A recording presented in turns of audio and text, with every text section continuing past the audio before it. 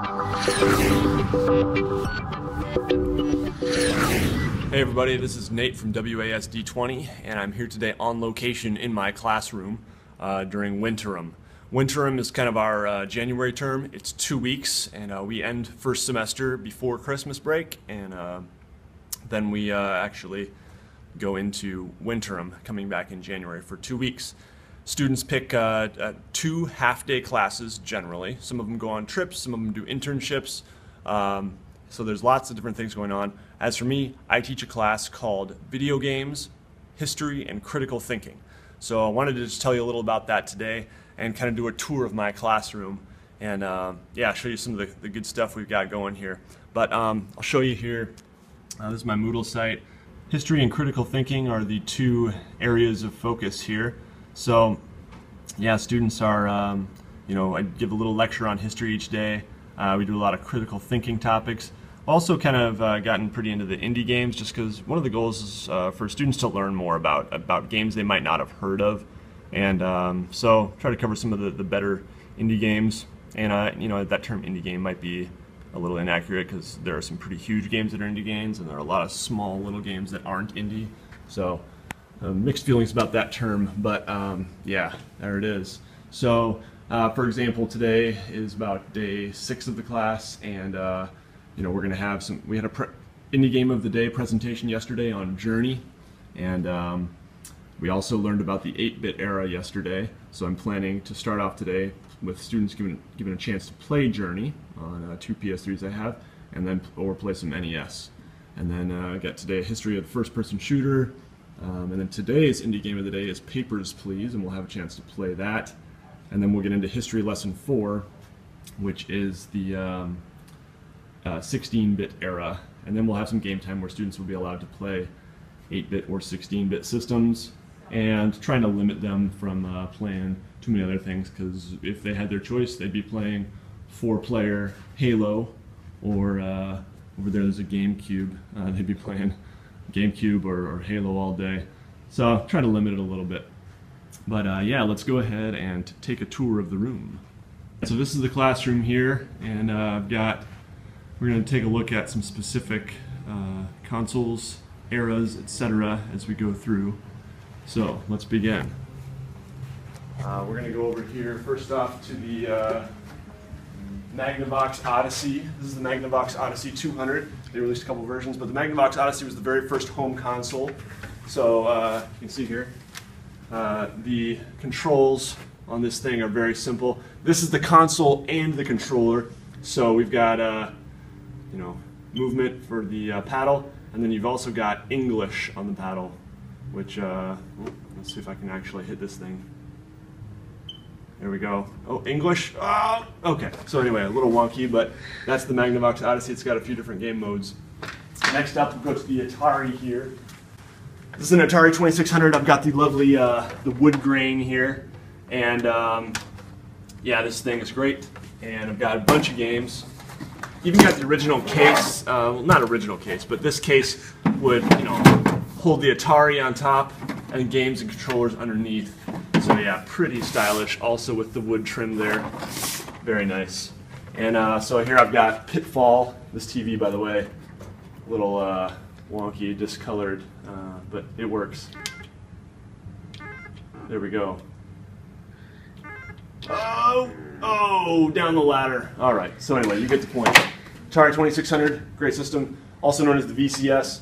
Got a GameCube here, a lot of people have been playing, and yep, some students brought that in.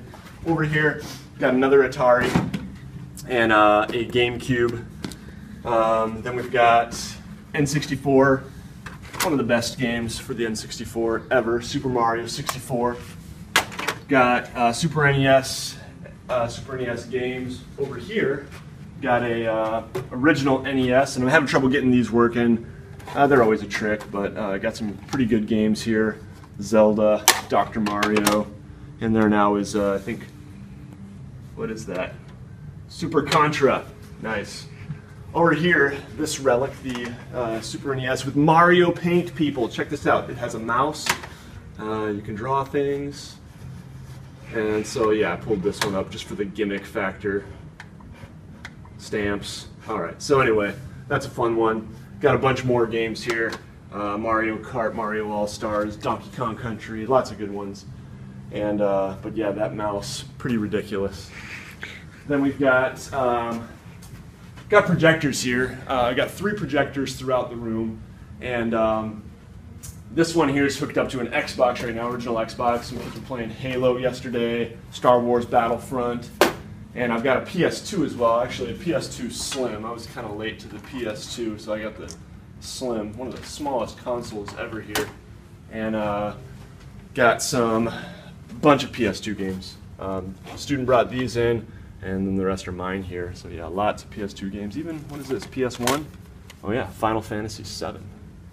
Classic. Over here, got another NES running. This one's got Ninja Gaiden going, or yeah, I think that's how you say it, maybe.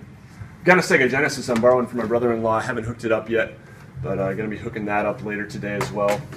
Oh yeah, this hilarious thing, kind of arcade stick for the original NES. I never liked it. It was a cool gimmick, but I never actually liked using it. You can use it for Super Mario Brothers or whatever. It works. Another GameCube a student brought in, so yeah, that's 3 GameCubes now. This is really cool here. This is a, let's see if I can switch inputs. Arcade stick. This is one of the best 25 bucks I spent. I think it was about 25 bucks.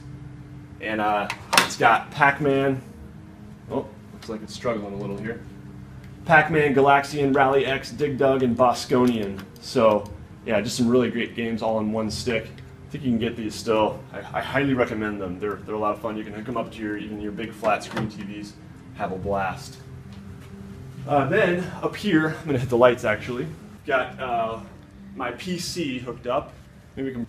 And I've got my monitor hooked up here. But right now I have this HDMI cord hooked up to the projector and Wolfenstein 3D going. So yeah, let's see if we can. Whoop. Load game. There we go. Try this out here. Let's crank the volume.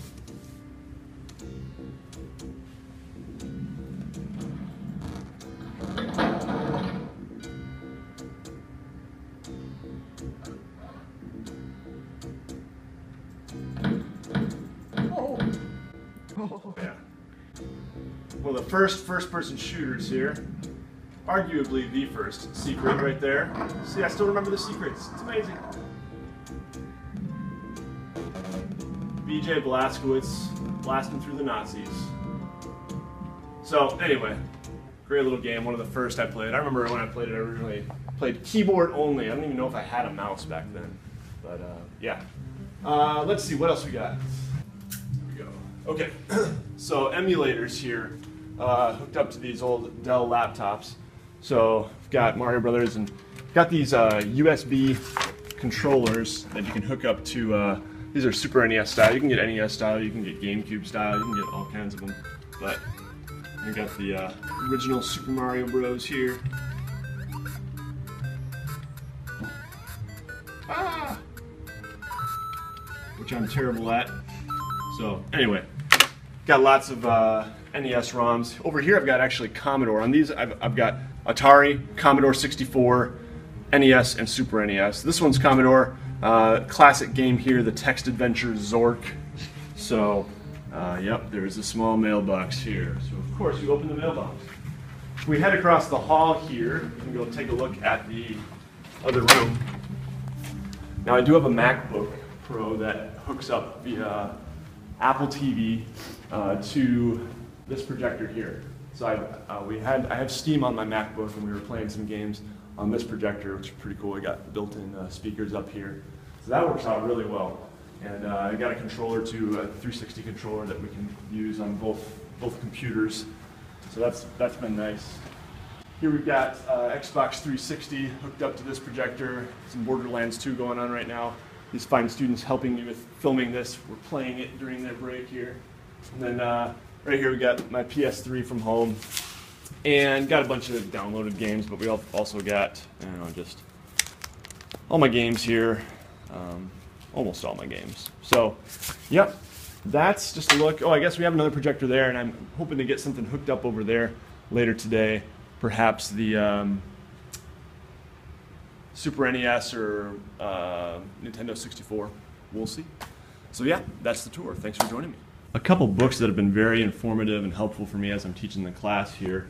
The first one, probably the most helpful, is the Ultimate History of Video Games.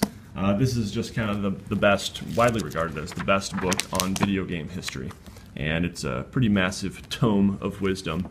This one's pretty cool for arcade games, just kind of giving you some interesting cultural info too, just about like pizza places and what kind of places arcades were, and different TV shows and other interesting things. These two books are by David Kushner. Really like his work. He's a journalist who's written Masters of Doom and Jacked. Masters of Doom is probably one of my favorite books of all time. Really great book, just because it really tapped into a lot of stuff from my childhood that I have fond memories of. Learned a lot, and actually it was partially responsible for inspiring me to try D&D. Jacked, not quite as good, but yeah, still a good book. He's an excellent writer. And there's one other book that I don't have here that is called Of God and Games. So this is a Christian school, so we try to talk Christian perspectives on video games too. So students doing assignments like this one that I wrote and included some excerpts from Kevin Scott of God and Games, and use his book quite a bit as well. He's also got a good chapter just summarizing the state of the video game industry.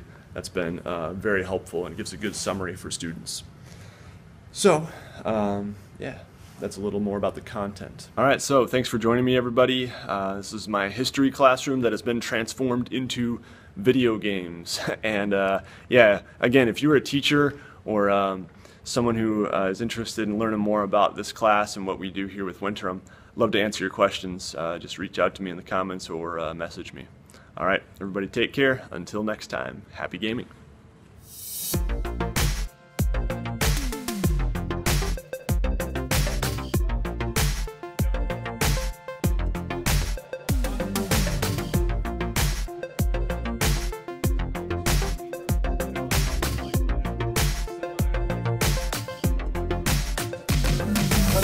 Back there.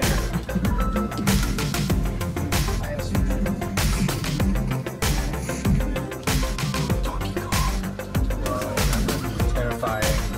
Whoa.